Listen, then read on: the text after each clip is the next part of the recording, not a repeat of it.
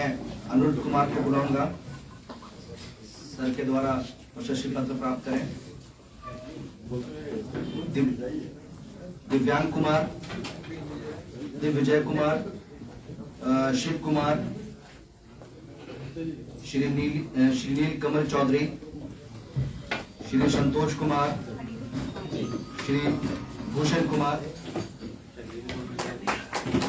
इन लोग के द्वारा काफी सराहनीय कार्य किया गया। मोहम्मद इफ्तिखार आलम, दिग्विजय कुमार, जल्दी जल्दी आइए। सोनी कुमारी, आलम आरा, मैं इनसे गुजारिश करूंगा कि जल्द से जल्द आए।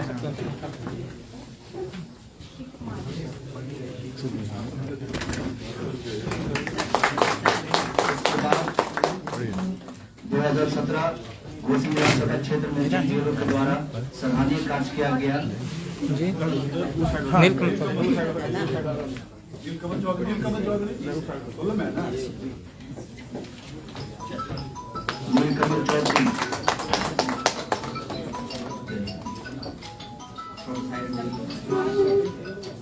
श्री संतोष कुमार,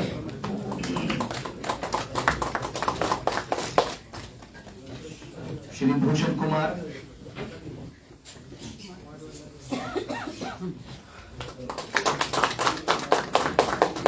मोहम्मद इफ्तिखार आलम,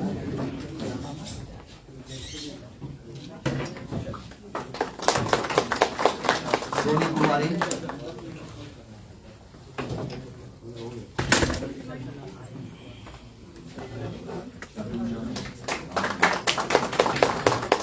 आलम आरा,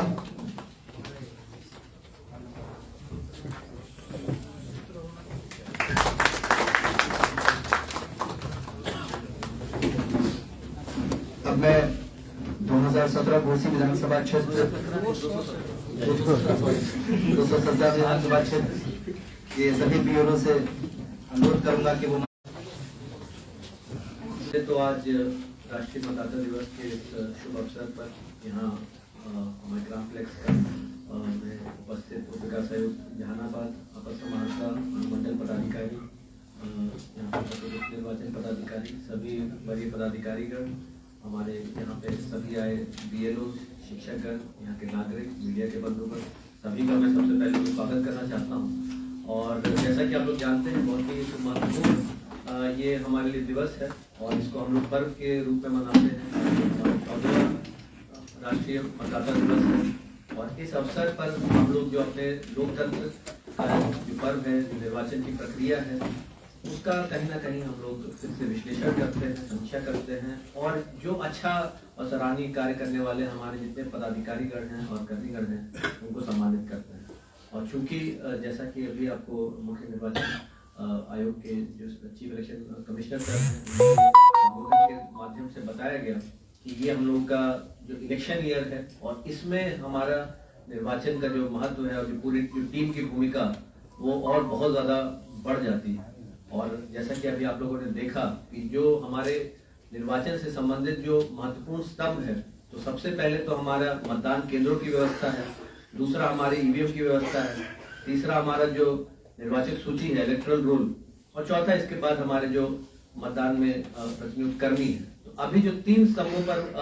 हम लोगों ने कार्य जिला स्तर पर किया है, हम लोग के जो ईवीएम हैं हमें पर्याप्त संख्या में यहाँ पे प्राप्त भी हुए हैं। साथ ही साथ हम लोगों ने जो ECIL कंपनी है, जो निर्माता है, उनके माध्यम से उनका फर्स्ट लेवल चेक का कार्य कर लिया है और वो हमारी ईवीएम गोदाम में सुरक्षित हमारे पास पर्याप्त ईवीएम है। साथ ही साथ हम लोगों ने प्रशिक्षण के लिए भी कुछ ईयर मार्क किए हैं ईवीएम और डिमॉन्स्ट्रेशन वैन भी हम लोग का अभी जिला में निकला है, जिसके माध्यम से जो हमारे जनमानस है उनमें भी जागरूकता है। वैसे तो अभी बहुत समय से अभी ईवीएम का प्रयोग किया जा रहा है, लेकिन अभी भी अगर किसी सुदूर ग्रामीण क्षेत्र में या कहीं पर भी ऐसे कोई मतदाता हैं जो ईवीएम का प्रयोग करने में उतने अपने आप को कंफर्टेबल नहीं महसूस करते, भी देख रहे हैं कभी कभी वो ग्रामीण क्षेत्रों में भी वो उस प्रकार से लोग उतने उत्साहित नहीं हो रहे हैं अपने मताधिकार का प्रयोग करने के लिए। विभिन्न कारण हो सकते हैं, उसकी समीक्षा हम लोगों को करनी है। और जैसा कि अभी हम लोगों ने निरंतर जब भी बैठकें की हैं, तो हम लोगों ने प्रयास किया है कि मतदान केंद्र वार उसकी हम लोग रणनीति बनाए और देखें जो हमारे लो वोटर टर्नआउट वाले जितने भी ऐसे बूथ हैं जहाँ पे 60-65% से कम मतदान हुआ, तो उसके कारण क्या है?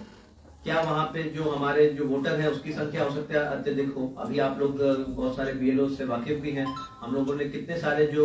यहाँ से जो स्थानांतरित मतदाता थे, मृत मतदाता थे, जो यहाँ से परमानेंटली शिफ्टेड थे, एब्सेंट वोटर्स थे, उनका नाम को हम लोगों ने जो हमारे मतदाता सूची है उससे विलोपित किया। तो ऐसे शुद्धिकरण करने से भी बहुत सारा हमारा जब कार्य होगा तो उससे भी जो हमारा मतदान का प्रतिशत है उसमें सुधार आएगा। लेकिन सिर्फ डिनोमिनेटर घटा देने से हम लोग ये नहीं सोच सकते कि हमारा पूरा कार्य संपन्न हो गया। तो जो हम लोग को स्वीप की जो गतिविधियां हैं, जो हम लोग को जो प्रचार प्रसार करना है, उसके माध्यम से हमें ये सुनिश्चित करना है कि सबसे पहले तो मतदाता अपने जो अधिकार है उसको लेके सजग रहे, जागरूक रहे। और यदि पेयजल की व्यवस्था हो, रैंप की व्यवस्था हो, वहाँ पे हमारे लाइटिंग की, बिजली की, हर चीज की जो व्यवस्था होगी, तो मैं समझता हूँ कि किसी भी मतदाता को कोई ऐसी कठिनाई नहीं होगी। और विशेष रूप से क्योंकि पिछली बार भी जो हमारा चुनाव था मई के माह में हुआ था, तो तब भीषण गर्मी भी पड़ती है, यहाँ पे लू का भी कहर रहता है। तो हमें इन सब बातों को भी ध्यान में रखते हुए जो एक माइक्रो प्लान बनाना होगा कि हमारे मतदाताओं को कोई कठिनाई नहीं हो, कि वहाँ पे हमारे पास शेड का व्यवस्था हो, वहाँ पे पीने के पानी की व्यवस्था हो। हम लोग प्रयास करें कि जो महिला हैं और जो वृद्ध जन है उनको कैसे हम लोग एक अलग पंक्तिबद्ध करते हुए उनको जल्दी जल्दी हम लोग पोलिंग कराएं। सुबह के समय हम लोग कोशिश करें कि हमारा जो मतदान है बिल्कुल शार्प 7 बजे अगर प्रारंभ हो जाएगा तो सुबह सुबह ही हम लोगों का बहुत सारा पोलिंग परसेंटेज 9 बजे तक, 10 बजे तक, जब तक अमूमन वहाँ वोटिंग परसेंटेज ठीक रहता है। लेकिन हम लोग वहाँ और थोड़ा सा अगर बेहतर रणनीति रहेगी, कई बार होता है ईवीएम में कोई कठिनाई हो गई, कुछ रिप्लेसमेंट करना पड़ गया, तो उसकी वजह से हमारा कुछ जो गोल्डन पीरियड होता है पहले 2-3 घंटे, उसमें कभी कभी नहीं आ पाती है। तो अगर हम लोग वहाँ अपना जो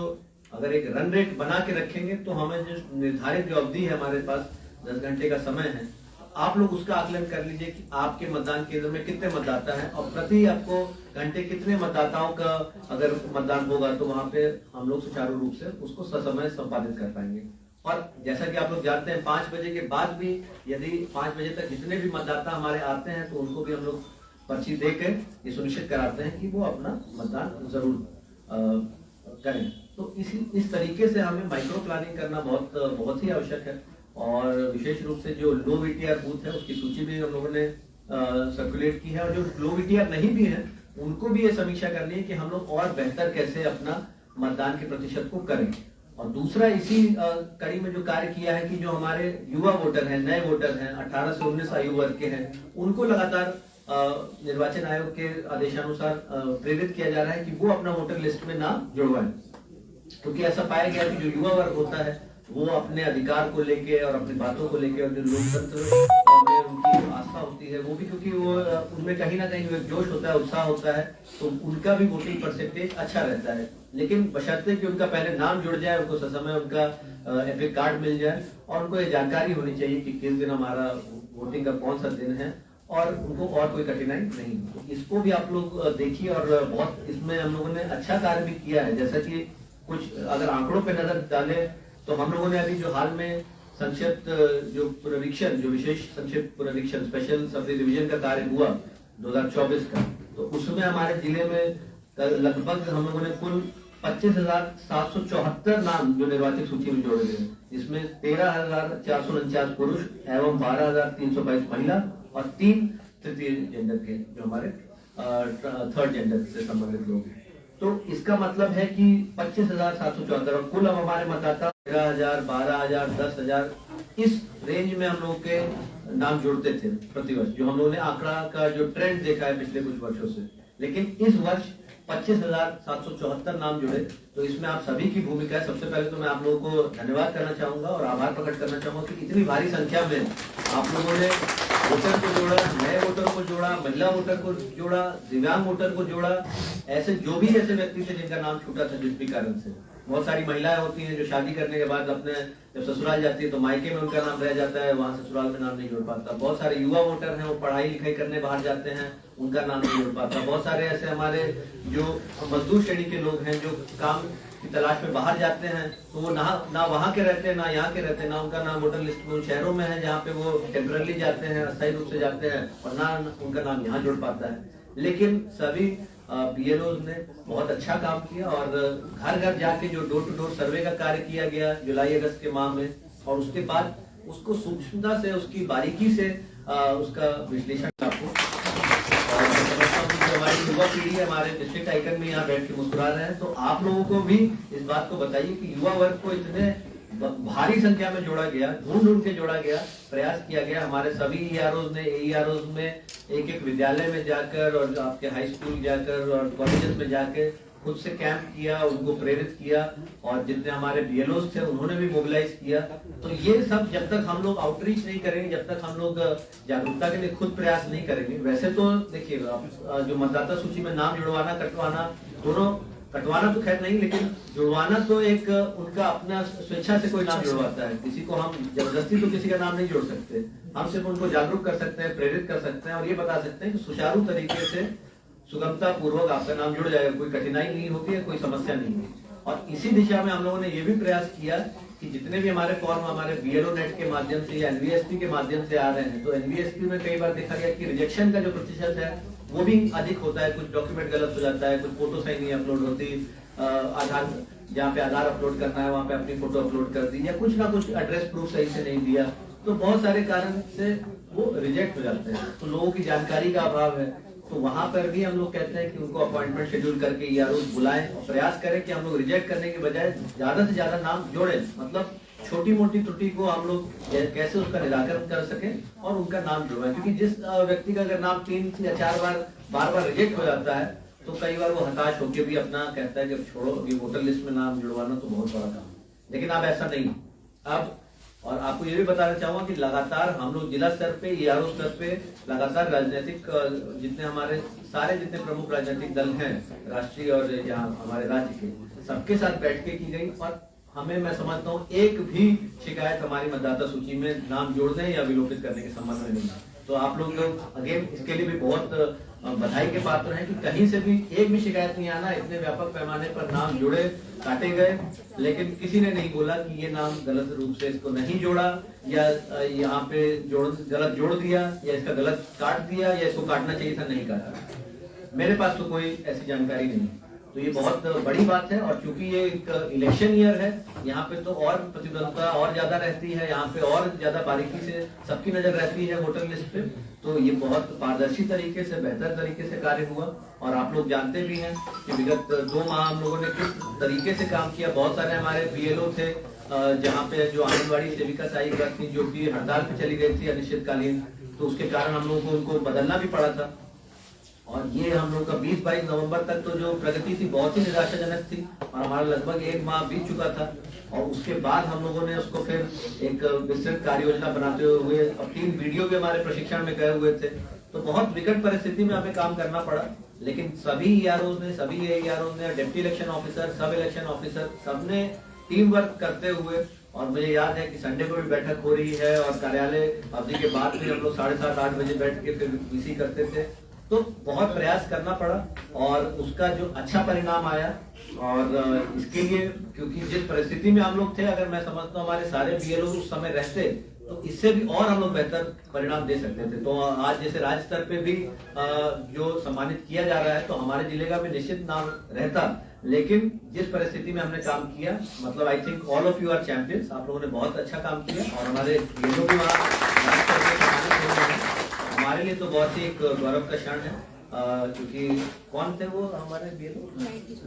294, क्या नाम था? अच्छा, सुनैना देवी। तो देखिए राज्य स्तर पे भी सम्मानित किए जा रहे हैं, तो बहुत सारे BLO थे जिनको बीच में हम लोगों ने रिप्लेस किया और उन्होंने अपना वहीं से काम संभाला। और जैसे कि आप लोग जानते हैं कि शिक्षा विभाग से भी स्पष्ट निर्देश है कि जो हमारे स्कूल की अवधि में बिना शिक्षण कार्य को प्रभावित हुए कार्य करना है। तो बहुत सारी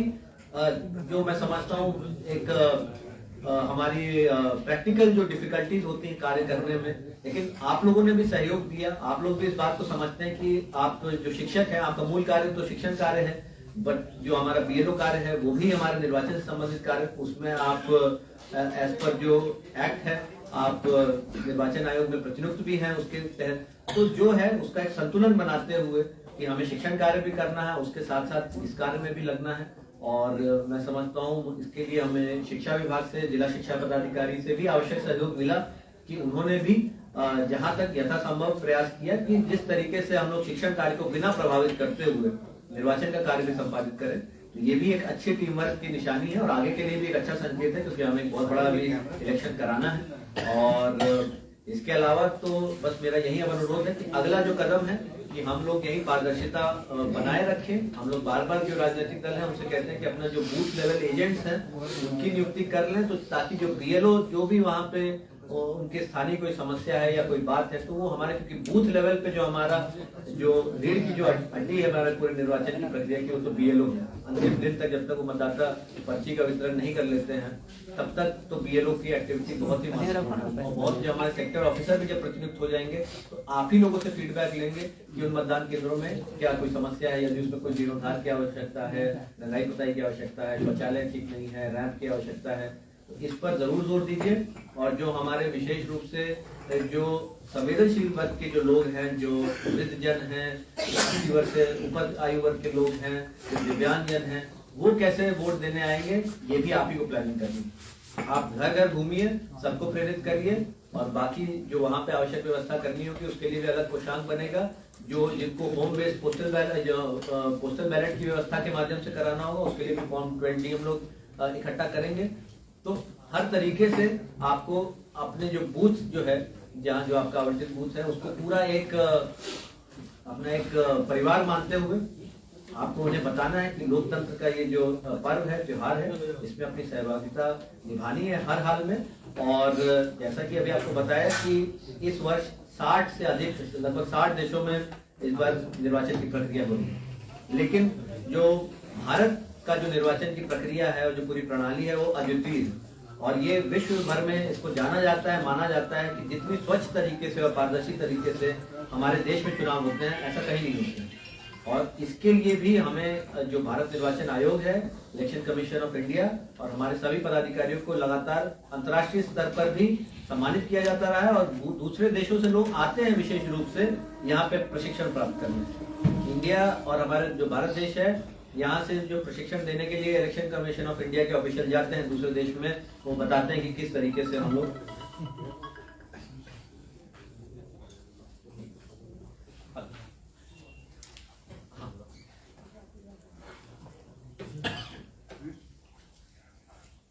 आपको 3 बजे आ जाइए, मुझे शाम को फिर जरा डिसिलर ऑफिस जाना है।